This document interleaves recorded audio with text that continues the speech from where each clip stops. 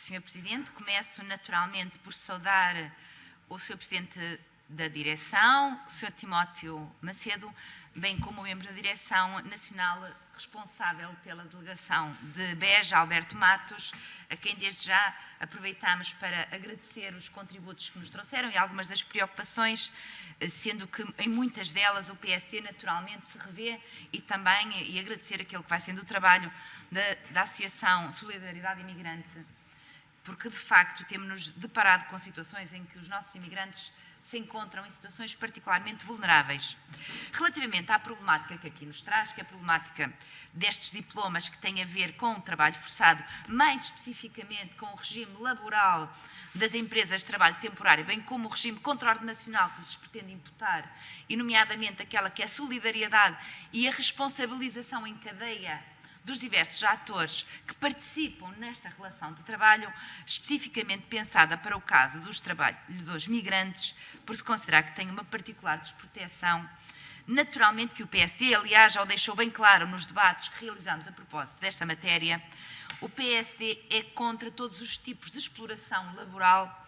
bem como contra todos os tipos de violação dos direitos laborais, quer seja de migrantes, quer seja de não migrantes, que isso temos de ver isso em termos nacionais e de toda aquela que é a massa trabalhadora, independentemente da sua situação de nacionalidade. Também, e para recordar que relativamente ao protocolo à Convenção sobre o Trabalho Forçado Obrigatório, 2014, é precisamente negociada pelo Governo PSD, e depois, embora o PS, atrasando-se bastante, em 2021, realmente, finalmente, passou para a ordem jurídica portuguesa algumas destas preocupações e, portanto, e o PSD sempre teve uma grande preocupação com todo o tipo de combate, de exploração e de formas de violação dos direitos do trabalho. Dito isto, também há uma ou duas notas que eu gostava de deixar sob forma de preocupação. Grande parte daquelas que foram as queixas que aqui nos trouxeram e que nós vamos auscultando no terreno tem sempre a ver com faltas de meios da administração. Aliás, há uma expressão que eu não resisto a citar, que é fechar os olhos por parte do Estado e da administração às situações que vão vendo de violação. E para o PS é precisamente este busilis da questão.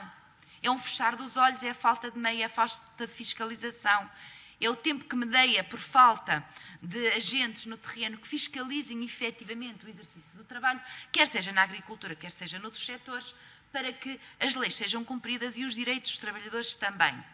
Bem como também a falta de diligência por parte do Estado, naquela que é a atividade de algumas empresas feitas na hora e, como aqui nos vão dizendo e que nós vamos vendo, desaparecidas também na hora. E aqui sim tem de haver uma fiscalização apertada e não podemos, na nossa opinião, e gostava que comentassem, se se resolveria o problema deste fechar de olhos da administração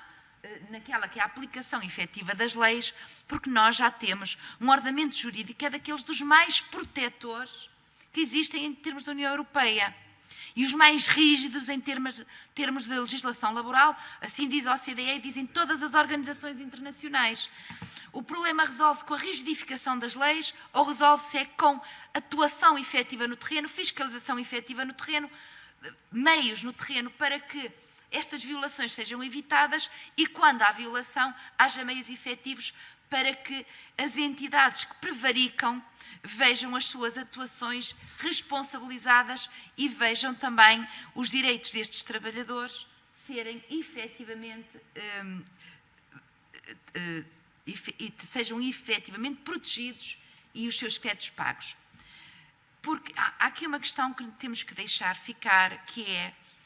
até que ponto é que esta solidariedade de um elemento da cadeia que pode nem sequer ter conhecimento dos factos resolve o problema. Sendo que também, e gostava que nos comentasse, dizer-se passa-se a solidariedade para o dono da obra, isso não garante o pagamento, o dono da obra também pode desaparecer nesta teoria. Também pode não ter nada, e o contratador, digamos assim, efetivo,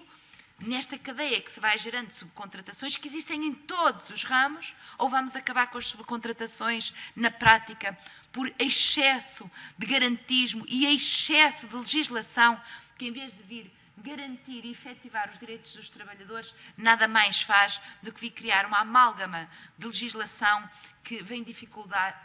sim dificultar aqueles que são os direitos dos trabalhadores e os direitos de todos os players, independentemente dos setores. Também, dito isto, eu gostava que nos comentassem, primeiro, este risco que se corre com a demasiada rigidificação das leis e, por outro lado, também, se estamos também perante um gravíssimo problema de faltas de meios, do Estado ser ausente e fazer vista grossa e não colocar a efetividade dos meios necessários para que as leis sejam aplicadas e fiscalizadas como deve ser, porque elas existem no ordenamento jurídico e esse tem que ser um grande combate de todos. Muito obrigada pelos esclarecimentos que nos trouxeram.